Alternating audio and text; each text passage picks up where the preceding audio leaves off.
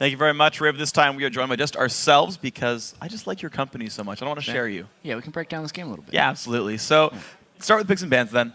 Kind of interesting setup. So basically, first pick Lulu for LMQ, a champion. No one's really surprised to get first pick there for the top lane. Also, Nami Lucian getting picked early on for TSM. And ultimately, LMQ comes out with a pretty Yasuo-based comp. Right? You've got 3 people who can help Yasuo get knockups: Thresh, Tristana, and the top lane Lulu as well. Yeah, and it was actually a really long time into the game before they were able to get that. But as far as picks and bans just go, it's a little bit funny how when the Lulu was first picked, especially with 2 jungle bans, no one prioritized the Evelynn, really. LMQ ended up sneaking that on the backside, and it's not like Amazing's had big-time performances on Jarvan yet. He did a little bit better this game, but it still looked a little bit lackluster overall.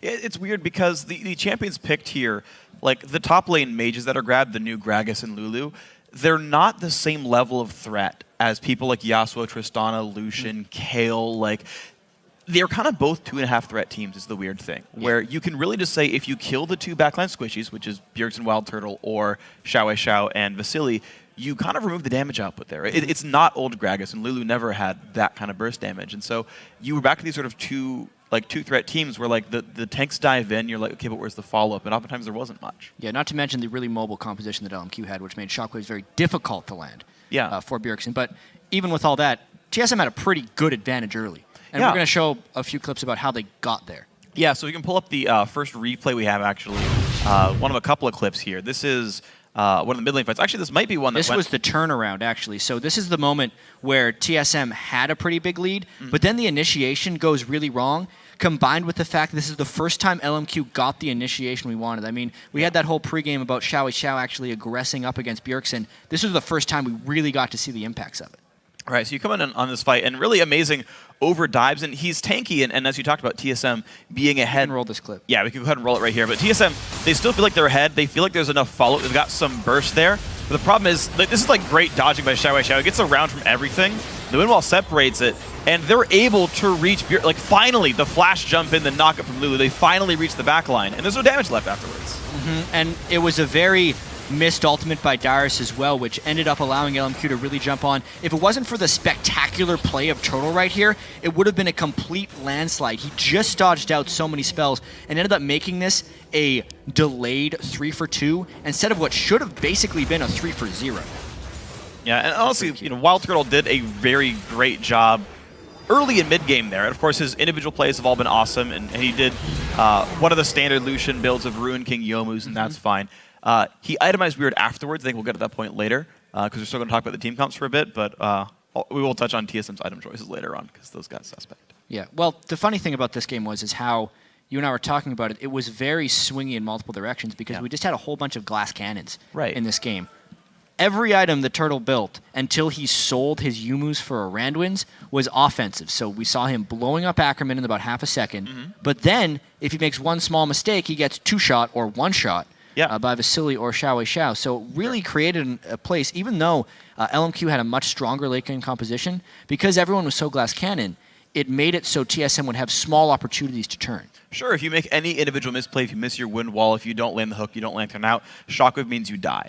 And it's one of the tricky things when you can kind of play the champions as well, where you've got Xiao and Yasuo, who has to be so particular about the fights he goes for. And I know we talked about the fact that LMQ weren't finding their way in a lot of times. Like, you can flash in with Evelynn, hit a Lulu ulti, and just go in. Like, you can just choose to start a fight, and you're going to get somebody with that almost for sure. You can Tristan ult the Jarvan, and you can jump off that. The fact that LMQ didn't go in was, 1, good play by TSM, and 2, not just going in for no reason. Right? Xiao is an incredibly smart player, an incredibly good one overall, and the fact that he's like, I'm going to wait till we find the right targets, play defensively, wind wall some of the sieges, hope we find our way in. A little bit like Complexity's win over C9, where they would wait for the right targets in a lot of these cases, right? Once they hit the backline, they'd go in. And just being able to temper that aggression until the right time was, I think, a very good mark for them. And then they did find the right targets, right? You saw them catch up Bjergsen or catch up Wild Turtle, and then you saw how explosive it was when they could hit the right targets. Yeah, I agree with that. We have another clip as well. Yeah, I believe. Yeah, we pull up our second replay. This is another one of the great fights for LMQ. I think this one might be them getting Turtle. I forget exactly what happened. Yeah, this was an incredibly close fight. This was basically where No Name came in from the back flank, and for a moment it looked like TSM was going to be turning this. If we could actually roll this clip a little slowly as the initiation happens. Notice how Bjergsen got his Zhonya's before Xiao came in, so he was effectively safe in here. And this is actually an opportunity for TSM to turn the game around. Wild Turtle just missed out half an auto attack on a No Name. And there were so many people in this fight that if a few minuscule things went better for Wild Turtle, it would have been okay. He missed by one auto attack on 2 separate kills, which allowed LMQ to close in on that one and gain even more of a stronghold. Yeah. With the swinginess of these fights, so much could have happened in this game with TSM plays a little bit crisper in a few spots, and they actually are the ones winning this game because the gold was at a point where it was seemingly like the Lucian and the Orianna against the Yasuo Trist, exactly, because Gragas and Lulu actually ended up being somewhat supportive. I never saw those great ultimates by Gragas.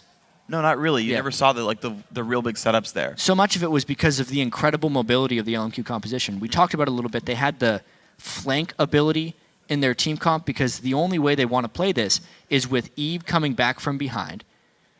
Yasuo flies in by himself. Trist is spaced as well. Thresh is somewhere on the side. Yeah. No way when they're doing their optimal team fight are they in place for a multi-man shockwave. Yeah, none of the two threats are ever going to be in the same place. Like, they're just going to make sure that never happens. That's good on by LMQ. I do want to follow up. You were talking about if little things went better. I want to get to the TSM itemization point. Okay. Because Bjergsen was at 4 items, still no Void Staff.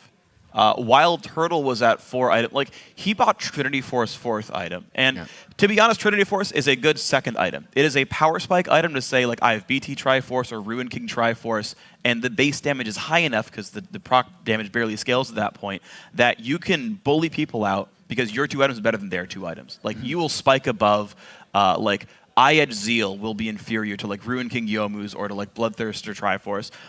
But once you've got Infinity Edge and Yomu's Ghostblade and things like that, like, buy a Phantom Dancer, buy a Last Whisper, get 60% crit chance, get a bunch of armor pen, and then destroy people. And so you saw in the team fight that we saw a second ago, right? Wild Turtle gets guys to like 1/3 health, and it's like, man, if you had crit one more time, he was dead.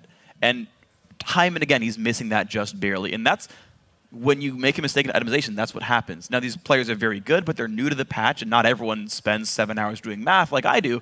And so not everyone's going to know right away, like, hey, don't build late Triforce, because the value of crit when you have IE is so high. Buying a 3,700 gold item with 10% crit is a waste of money.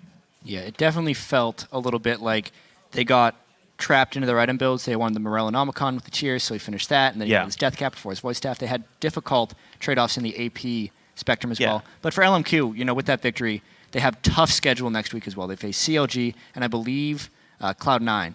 I'll have to double check on that. But it's going to be really interesting to see how they move into next week.